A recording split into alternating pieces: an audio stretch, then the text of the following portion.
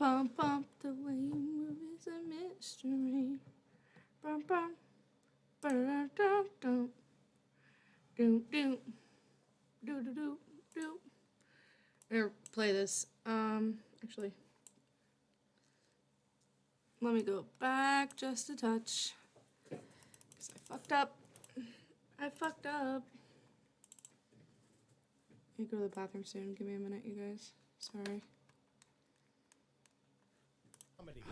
You know, and it's funny to watch in sketch comedy, but you imagine you're real, just having to watch like a home video of you just going like, I'll be right back. I don't know why, but I'm rock hard. It's very difficult to watch yourself in the first place, and then to watch yourself in your most emotional breakdown in that mental headspace. That had to be pretty difficult. Yeah. Well, he was already emotional and unstable when he got there. the browbeating of these Harvard kids. Nowadays, the Harvard kids are treated like, future gods of America. well, they all have like weird like Pan Asian names, and they're all like they got dreadlocks, and they all want to be like lawyers for dogs. It's a different place now. But I do like the lawyers for dogs.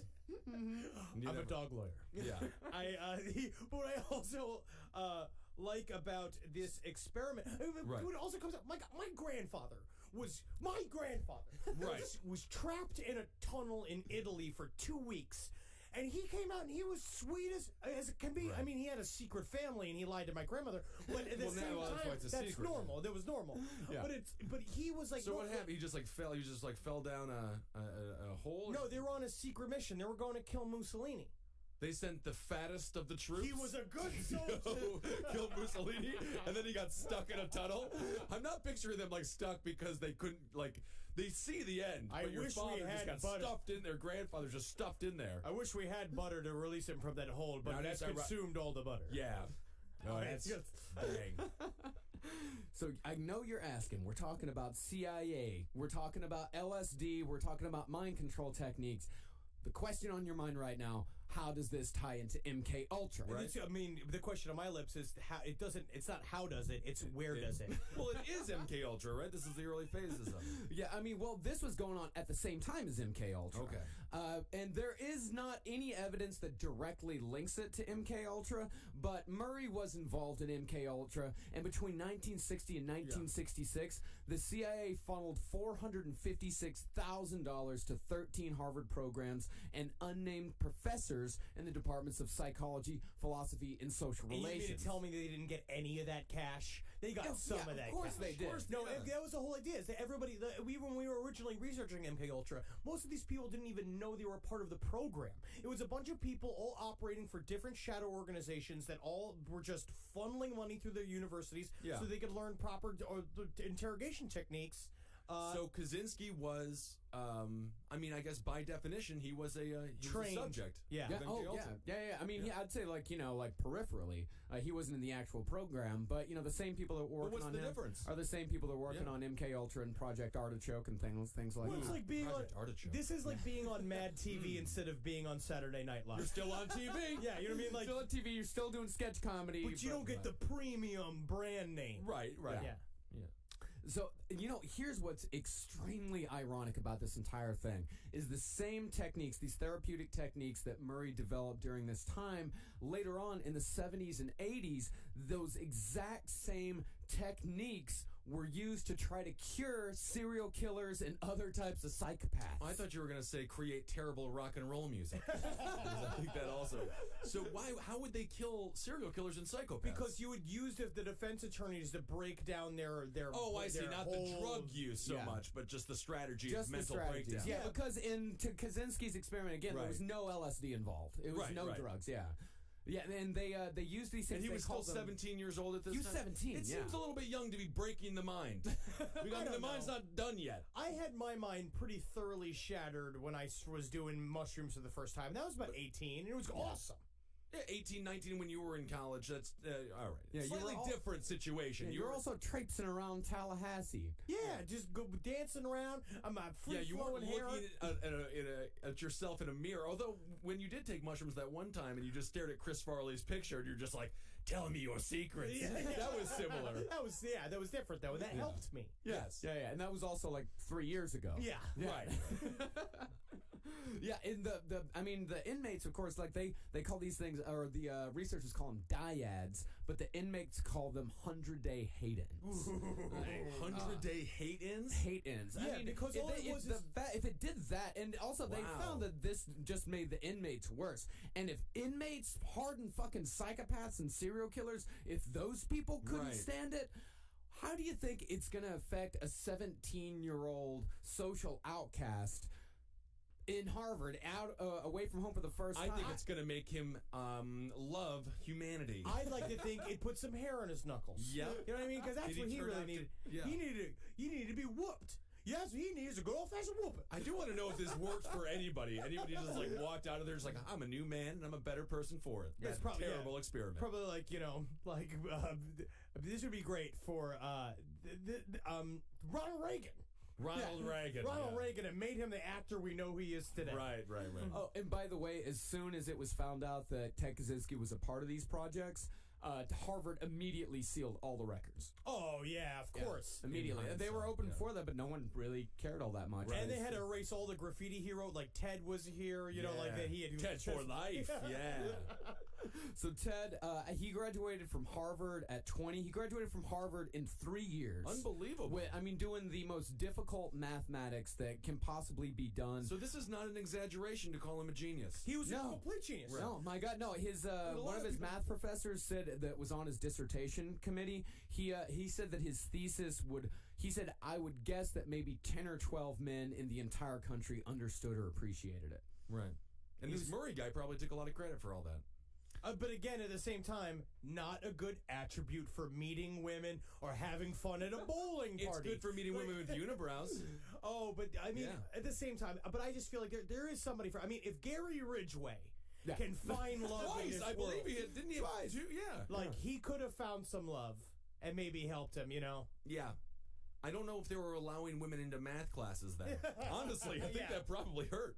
Probably hurt the cause. 1967, Kaczynski moved to Berkeley to teach at the University of California, taught undergrad geometry and calculus. In 1967, he's about 23, 24. 23 years old teaching at Berkeley. Absolutely. But they also found it's interesting, too, is that what they brought up on this documentary I was watching is that at the time, Berkeley was this hotbed of political activity. And the same thing was going on at Harvard at the time, all the civil rights movements and stuff. And so there's a part of, like, when his brother was looking back on Ted's life, he was saying, like, I don't really understand where his sort of, like, social engagement came from. Because at Berkeley, he couldn't give a shit. He wasn't protesting. He wasn't political at all. Right. He was just concerned with math, and that's the only thing he was concerned with.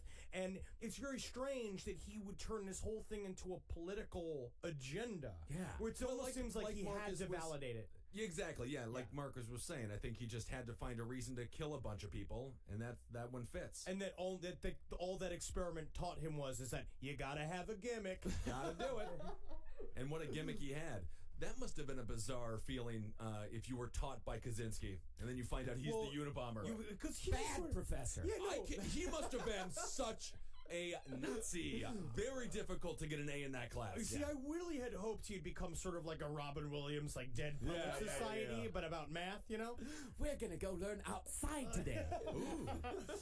This is how you make an undetectable mail bomb. What you do is first you erect this shelter for yourself and get yourself a poo bucket. You want it to be 18 inches from the ground so you don't get any shit on your ankles. Hey, Pam, I'll meet you by the trays after class. Hey, I'm gonna neck you. Let's suck your tits. Let's skip next week. So after 2 years of doing Sorry, this, guys, after I'm back. I don't know if bad anybody's here. reviews from students, Because they said that like they would ask questions and he would just ignore them. He would just sit at the board and just write stuff all day and recite stuff from the thing. And which is stuttering, mumbling. Yeah. I mean, really. No humor. Now, I would like to hear him tell a joke. And I'm sure that he laughed a couple of times. They said that but it must have been that everyone said that he may be. He was like his brother said he was the most remarkably serious person he's ever met in his life. Yeah. Real pain in the ass. Right. So 1969, age 26, he resigns from Berkeley completely, gives no real explanation. And some people, there are differing theories on what happened here. Some people say that he had, a crack up. He just broke down. Yeah, that's what I'm thinking. I think he went to the chancellor's like, so it turns out I'm crazy. I'm crazy. Cheetos in his face and taking his pants off.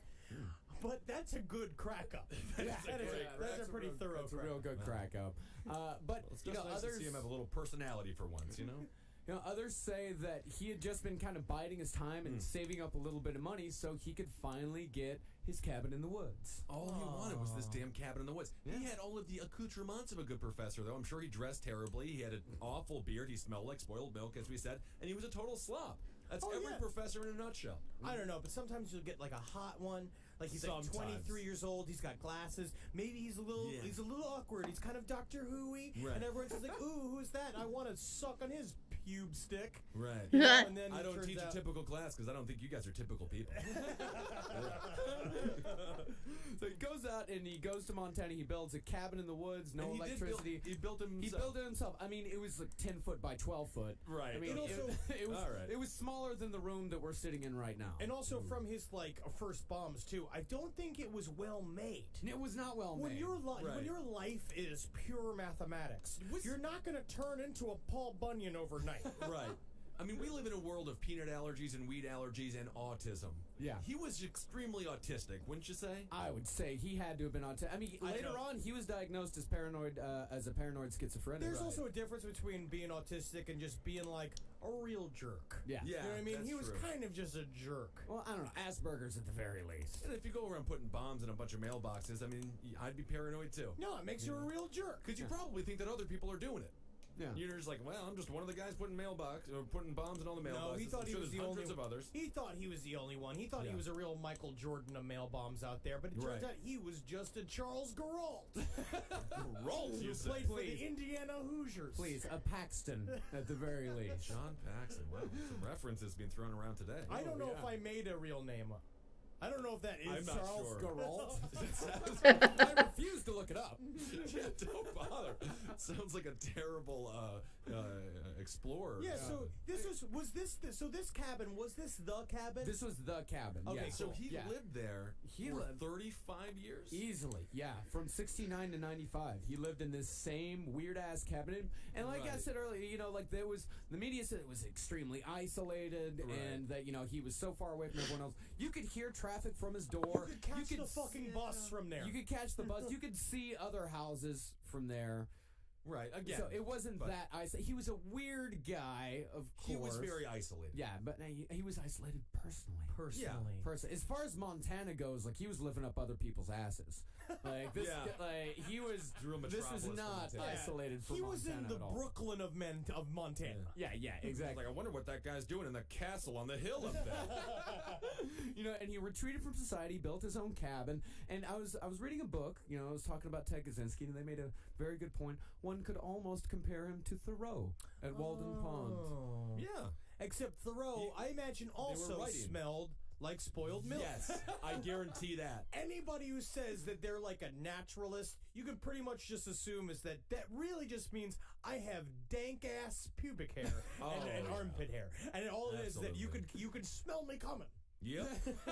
They call me Ted Smell Me Coming because it's can't sneak up on anybody. So Kaczynski, he worked odd jobs here and there, but he mostly lived off of his parents' money. He's like the shittiest trust fund kid you could possibly imagine. Oh yeah, and he used that money to fund this whole bombing campaign. He never held a steady job. What led up that too is that he had tried to buy a tract of land in Canada, and he went to go and he went to go get land, and his brother was trying to help him out. And so David and him went to go get the land. They filled a bunch of paperwork, and then I guess he comes back because they were staying together in a hotel, and Ted, I guess, had gotten the information that he didn't get it, and then he just sat there staring on one of his shutdown faces, just going like, and he wouldn't talk to him, and he wouldn't respond to him, and he just let the letter drift to the ground, and he picked it up, and it was the refusal letter, and he was just like, oh, you can't get you land for your cabin, and he's just like, they won't let me live there, so I'll blow up their hands. Ooh, I like it. I'll get my revenge. Cryptic. Yeah, the man hated the mail system. But he tried to do that. So then the cabin was kind of his like consolation prize. Yeah, too smelly for Canada, huh? That's bizarre. His family tried helping him out. Like they got him a job at the foam rubber factory where his father and brother worked, and that's where he went on a couple of dates at the foam rubber. Yes, factory. he did, and it did not work out. No, of course it didn't. He went on a date with his supervisor. You can't. He's a weird guy, but then the foam rubber factory. That's made up, right? Is that true? That he works at the foam rubber It's factory? the only factory type place that could possibly cover the spoiled milk smell. Right, At yeah. least then he just smells like foam rubber, but everybody does. Also, Well, so I got myself a new job at the foam rubber factory. Now I'm gonna go find myself a wife and have some kids. Yeah. David literally said that. He's like, I remember the day that I saw Ted the happiest I'd ever seen him. He came home and he said, I went on an evening with my supervisor and we shared some conversation and we shared a kiss at the end. Can you imagine smelling his mustache first of all? my Just like, God. and so, but then that didn't last too long because she said that they didn't have enough in common. They had nothing in common because she didn't want to blow up humans. But then he started hounding her pretty bad. And he got fired because of it. He didn't enjoy rejection. No, he did not. And this is when he decides that he's going to have to live off of the land. Oh yeah, he's a pussy. Yeah. He's a pussy baby. Yeah. He flipped out as soon as one girl said no, and it's like, I can't handle rejection. Try being an actor. Right. I mean, this guy was an asexual, though, anyway. I don't think can't he imagine was. that he was that interested in women, though, at He was some probably point. fucking a log out there. He had to have I'm you sure he something. was, yeah. One with nature. Where he tries to live alone, but of course, as he's trying to live alone, there's a lot of Yeah, Sarah. Yeah.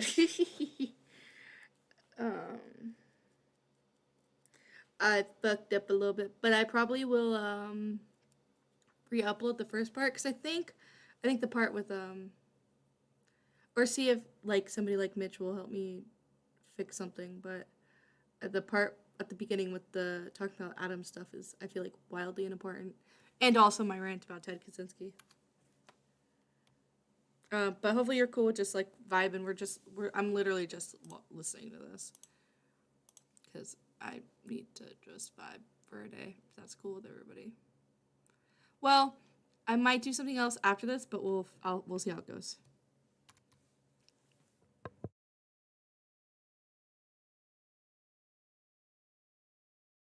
development going on around him. A lot of industry is moving in. Perhaps the actual cabin itself in the beginning was isolated. Sure. But the entire world started encroaching around him. Oh, it's like that Dr. Seuss book.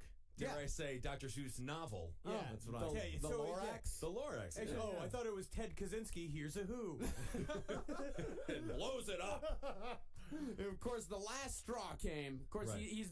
he's not happy in academia. He's not happy working at the foam rubber factory. Nope. So he decides he's gonna live off of the land. He's gonna be in his little cabin. He's gonna do his little theorems, and everything's fine. But it's said that the last straw was he went to his favorite spot.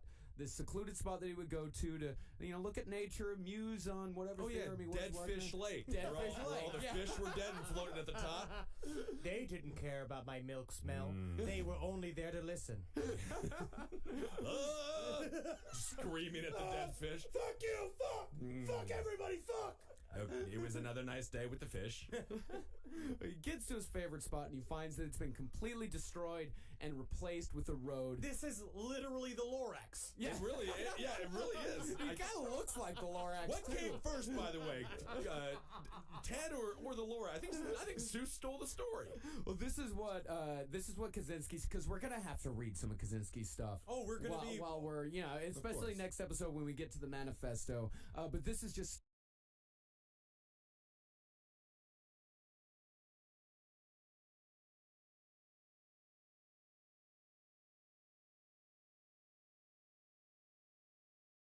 Still from his journals. As far as manifestos go, too, really top-notch stuff.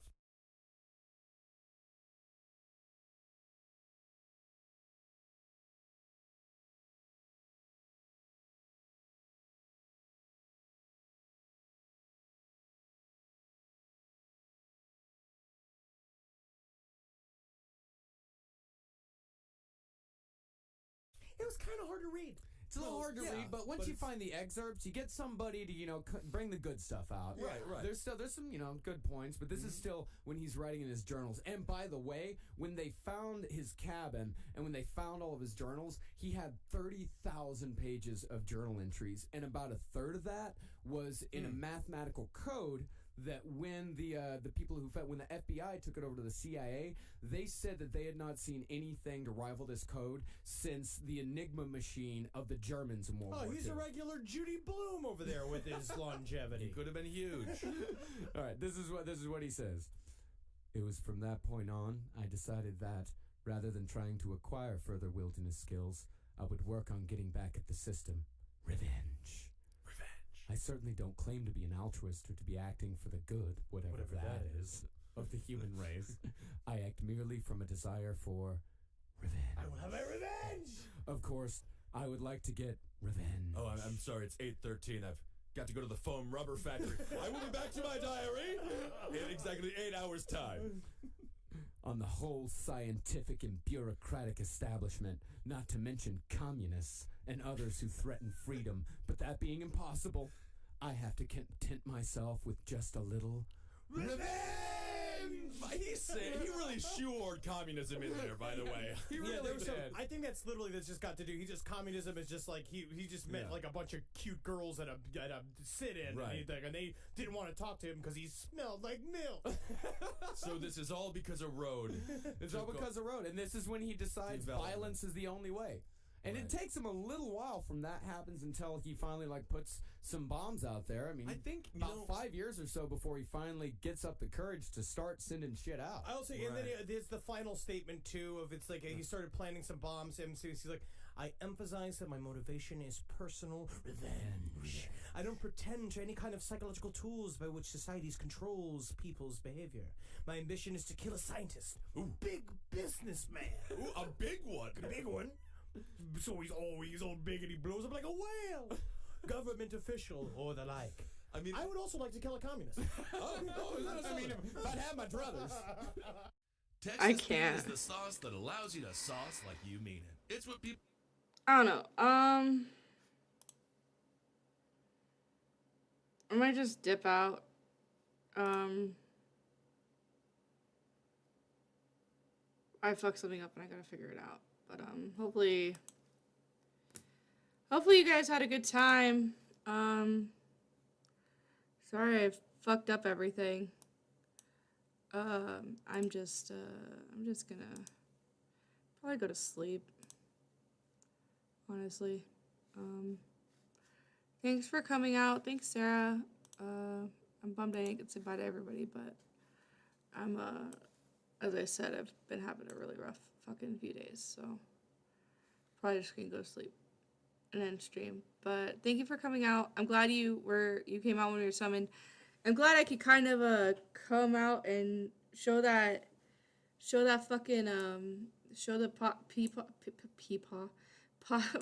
Papa Gut clip, because I think it was very fair and balanced and kind of said everything I couldn't say. If there's more on the legality stuff, well, one, I'm not a fucking cop, so it's not really my fucking business or my place in my personal opinion. However,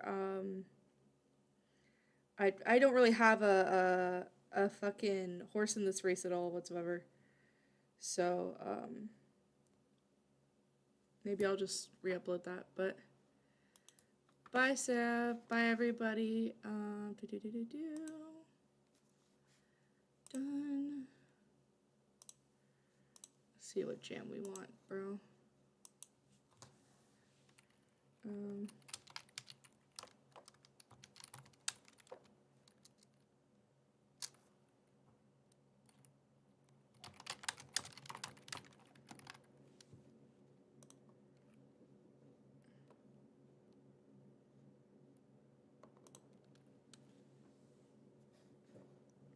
Good night.